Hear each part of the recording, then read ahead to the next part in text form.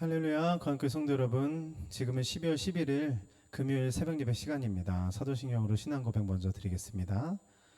전능하사 천지를 만드신 하나님 아버지를 내가 믿사오며 그 외아들 우리 주 예수 그리스도를 믿사오니 이는 성령으로 잉태하사 동정녀 마리아에게 나시고 본디오 빌라도에게 고난을 받으사 십자가에 못 박혀 죽으시고 장사한 지 사흘 만에 죽은 자 가운데서 다시 살아나시며 하늘에 오르사 전능하신 하나님 우편에 앉아 계시다가 저리로서 산자와 죽은 자를 심판하러 오시리라.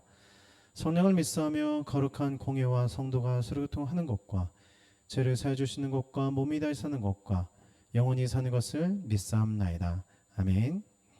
오늘 우리가 함께 읽으실 말씀은 잠언 12장 14절에서 14장 31절까지입니다. 잠언 12장 14절에서 14장 31절까지 말씀 읽으신 후에 이어서 설교 말씀 들으시면 되겠습니다. 저는 오늘 잠언 14장 31절의 말씀으로 잠시 말씀을 전하도록 하겠습니다. 우리가 계속해서 잠언을 통해서 지혜로운 자가 어떤 사람이냐에 대해서 알아보고 있는데요. 우리가 자녀들을 위해서 기도할 때 우리 자녀가 지혜로운 사람이 되고 싶습니다, 되었으면 좋겠습니다, 이렇게 기도를 하지 않습니까? 성경을 보고 그렇게 기도를 하지만 사실은 그 지혜, 우리가 생각하는 지혜와 성경이 말하는 지혜는 조금 차이가 있다라는 것인데요. 잠언서에서 말하는 지혜로운 자는 단순히 지식이 많은 사람을 의미하는 것이 아닙니다. 바로 하나님을 얼마나 경외하는 자이냐라는 것입니다. 잠언에서 말하는 지혜로운 자는 하나님을 경외하는 자입니다. 그래서 잠언서는 지혜로운 자가 어떻게 살아가느냐, 다시 말하면 하나님을 경외하는 자가 어떻게 살아가느냐에 대한 이야기를 하는 것이 잠언서라는 것인데요. 오늘 본문 말씀도 보면은 수많은 이야기를 하고 있습니다. 지혜로운 자가, 즉 하나님을 경외하는 자는 이렇게 살아가는 사람들이다 라는 이야기를 오늘 본문 말씀도 하는 것인데, 그 이야기에 정말 다양한 주제들이 있어요. 그렇죠? 근데 저는 개인적으로 말씀을 보다가 이 구절에서 잠시 제 시선이 머물게 되었는데, 바로 잠언 14장 31절입니다. 한번 읽어볼까요?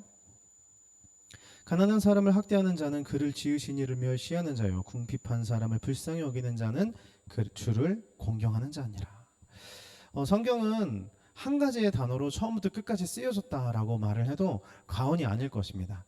여러분, 성경에서 가장 중요한 한 단어를 꼽으라면 어떤 걸 꼽으시겠습니까? 물론 하나님을 꼽을 수도 있지만 저는 과감히 사랑이라는 단어를 꼽고 싶습니다. 하나님께서 사랑으로 세상을 창조하신 것이 창세기요, 그 이야기가 쭉 적혀 있는 것이 바로 성경인데요. 하나님께서 사랑으로 세상을 창조하시고 사람을 창조하시고 하나님의 사랑으로 다스렸지만 인간의 죄가 그 사랑을 거부하게 되었습니다. 그래서 하나님께서는 다시금 인간과 사랑하고 싶으셔서 그들을 자녀 삼으시고 사랑하고 싶으셔서 계속해서 노력하시고, 그리고 그들에게 다가가시고, 그것이 구약의 이야기이고, 그리고 그 결정체로 하나님의 사랑을 증명한 것이 바로 예수 그리스도의 십자가 사랑입니다. 여러분, 그래서 성경의 이야기는 한마디로 하나님께서 다시 사랑하고 싶으셔서 예수 그리스도를 보내셨고, 그 증명을 통해서 우리가 다시 예수 그리스도를 통하여 하나님을 사랑하게 되는 것, 즉 복음이라는 것, 구원이라는 것은 단순히 내가 천국에 간다라는 의미가 아니라 내가 이제 다시 하나님을 사랑하게 되었다, 하나님의 사랑을 받고 하나님을 사랑하게 되었다는 그 감격과 기쁨을 누리는 것이 진짜 복음이요 구원의 의미인 것입니다. 그래서 사랑이 너무 중요한데, 이 사랑을 대표적으로 꼽는 말씀이 있습니다. 바로 성경에서 가장 중요한 또 한 구절을 뽑으라 하면 많은 사람들이 이 구절을 뽑죠. 바로 요한복음 3장 16절인데요. 하나님이 이처럼 세상을 사랑하사 독생자를 주셨으니 이는 그를 믿는 자마다 멸망하지 않고 영생을 얻게 하려 하심이라. 아멘. 그렇습니다. 즉 성경이 말하는 가장 큰 주제는 하나님의 사랑이 회복되었다면, 그래서 내가 이제 하나님을 사랑하면서 살아가는 것이 천국 백성인데요. 여러분, 여기서 한 가지 더 중요한 것이 있습니다. 이것은 그 이후에 신약 성경에도 또 구약 성경에도 항상 주제되는 말씀인데, 하나님을 사랑한다면 이제 어떻게 살아갈 것이냐, 즉 하나님을 사랑한다면 그것을 증명해 보라는 거예요.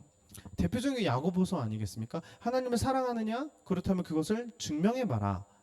여러분 어떻게 증명하시겠습니까? 하나님을 사랑하는 것을. 근데 오늘 본문 말씀에 이렇게 말을 하고 있어요. 궁핍한 자를 불쌍히 여기는 자는 주를 공경하는 자니라. 즉 하나님을 사랑하는 자는 불쌍한 자를 사랑한다라는 것입니다.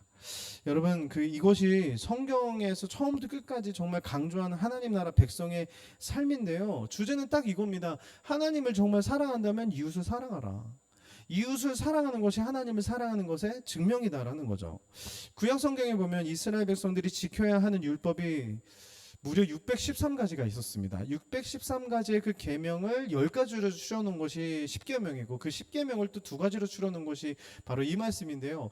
여러분 하나님 나라의 백성이 되었다면 이제 어떻게 살아갈 것이냐 2가지예요. 하나님 사랑하고 이웃을 사랑하라. 이것은 절대 떨어질 수가 없습니다. 하나님만 사랑할 수가 없는 것입니다. 정말 이것은 너무 불변의 진리입니다. 예수님께서도 이 땅에 오셨을 때 누누이 강조하셨던 주제가 이것입니다. 내가 다시 올 때 천국 갈 사람과 지옥 갈 사람을 양과 일이 나누는 것처럼 나눌 것이다. 그러면서 그 안에 주제가 무엇이었냐면 그 잣대가 무엇이었냐면 그 사람들이 이렇게 말하는 거예요. 천국 가는 자들에게 너희는 천국 가라. 왜냐하면 너희들이 나를 사랑했기 때문이다. 근데 그 사람들이 이렇게 말하는 거죠. 저희는 예수님 만난 적도 없고 예수님 사랑한 적도 없는데 제가 그럴 자격이 있습니까? 근데 예수님 그때 뭐라고 말씀하시죠?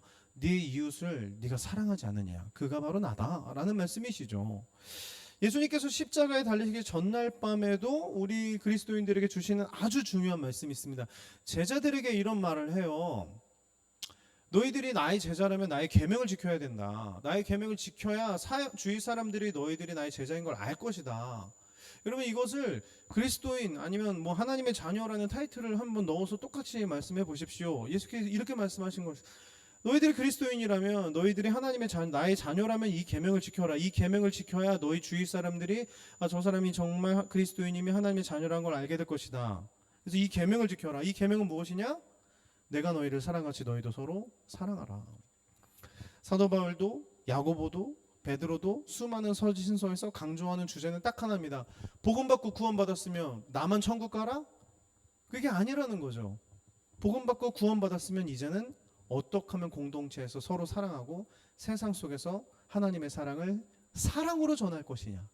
여러분 이것이 우리에게 명확하게 주시는 너무나 중요한 말씀이고 오늘 본문에 나와 있는 이 잠언서에서도 가난한 사람을 학대하는 자는 그를 지으신 이를 멸시하는 거요.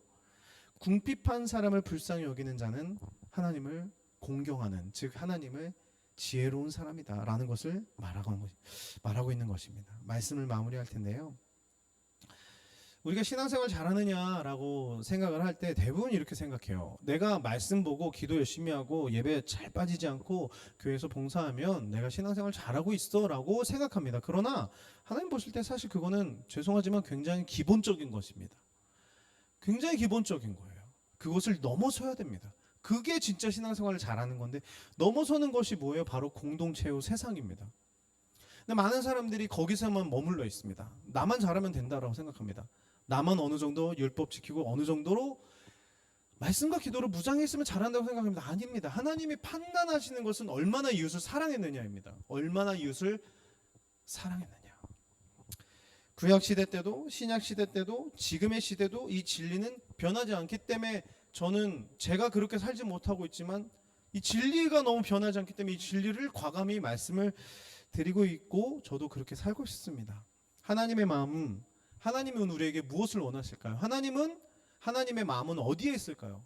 하나님의 마음은 분명합니다. 잃어버린 자들에게 있습니다. 하나님의 마음은 분명합니다. 다음 세대들에게 있습니다. 즉 하나님 나라의 백성이 아닌 사람들에게 하나님의 마음이 있다는 것입니다.